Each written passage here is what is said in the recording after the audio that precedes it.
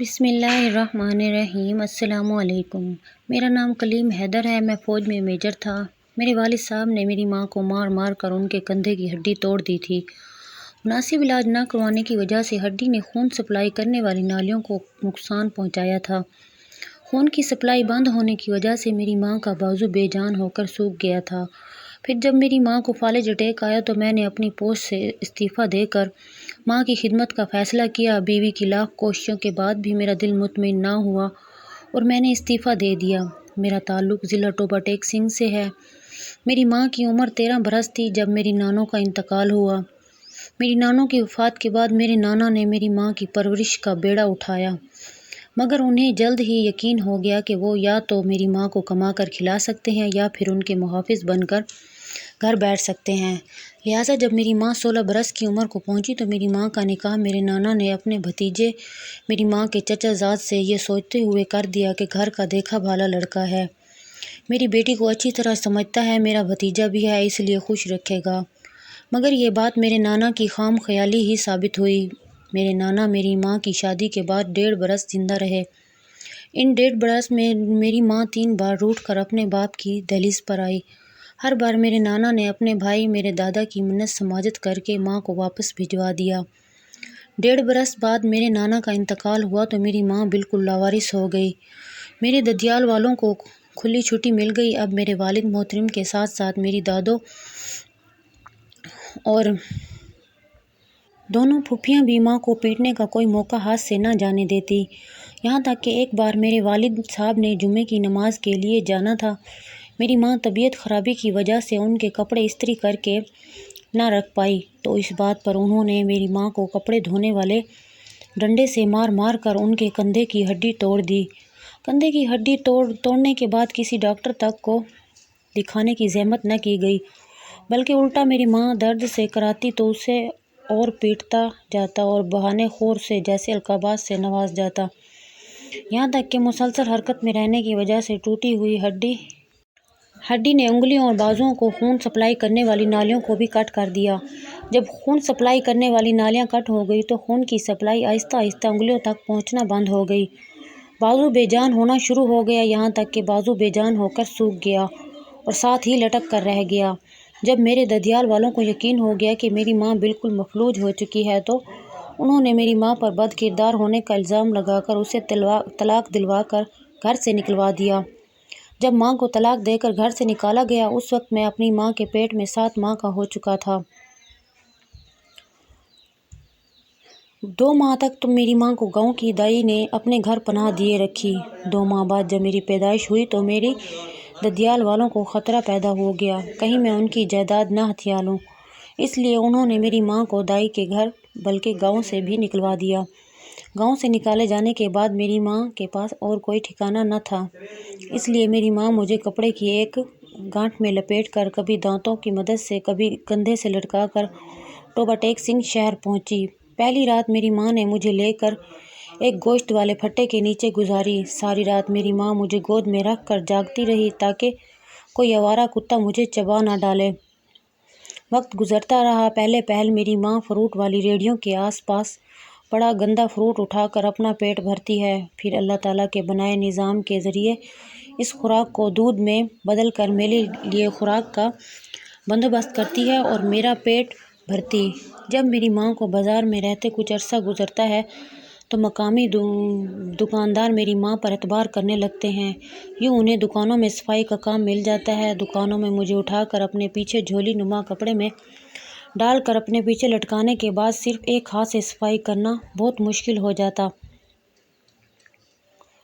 اس لیے ماں کچھ پیسے جمع کر کے برش پالش اور ہتھوڑی کیل دھاگا اور سوئی خریدنے کے بعد جوتے سلائی کرنے کا کام شروع کر دیتی ہے۔ میری ماں مجھے گود میں لٹا کر ایک ہاتھ اور منہ کی مدد سے جوتے سلائی کرتی ہے۔ کچھ خدا ترس لوگ میری ماں کو اجرت سے زیادہ پیسے دے جاتے ہیں، جبکہ کچھ اوباش نوجوان جان بوجھ سیوریج کی نالی میں جوتا گندا کر کے میری ماں کو پالش کرنے کے لیے دیتے ہیں۔ جب اس جوتے کو منہ اور کپڑے کی مدد سے میری ماں صاف کرتی ہے تو میری ماں کی بے بسی پر ہنستے ہیں۔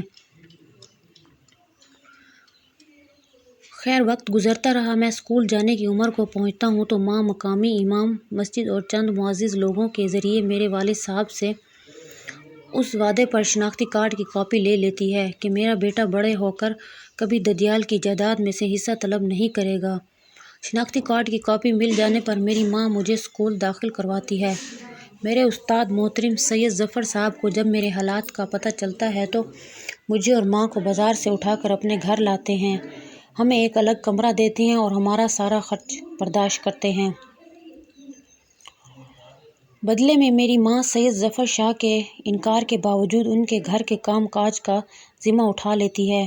میں پڑھتا رہتا ہوں یہاں تک کہ استاد محترم میرے لیے آرمی میں بطور سیکنڈ لیفٹیننٹ اپلائی کرتے ہیں۔ میں سلیکٹ ہو جاتا ہوں اور میرا شمار ٹاپ 10 کیڈٹس میں ہوتا ہے۔ میں کورس مکمل کرتا ہوں اور میری شادی استاد محترم کی بیٹی سے کر دی جاتی ہے۔ جب میں بطور کیپٹن انٹیلیجنس کے ایک مشن پر ہوتا ہوں تو ہارٹ اٹیک سے میرے استاد محترم سسر سید ظفر صاحب انتقال کر جاتے ہیں۔ میں ان کے جنازے میں شامل نہیں ہو سکتا اور مشن مکمل کرنے کے بعد میں پورا ہفتہ روزانہ ان کی قبر پر بیٹھ کر ان کے جنازے کو کندھا نہ دے سکنے پر معذرت کرتا رہتا ہوں۔